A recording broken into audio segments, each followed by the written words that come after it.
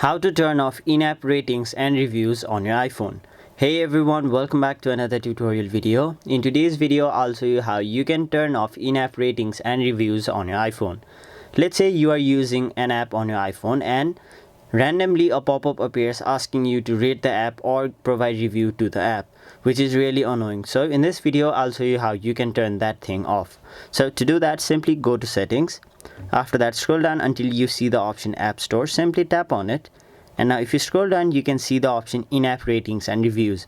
So all you have to do is simply untoggle this bar right over here. Now the green color indicates that this feature is turned on, whereas the gray feature indicates that this feature is turned off.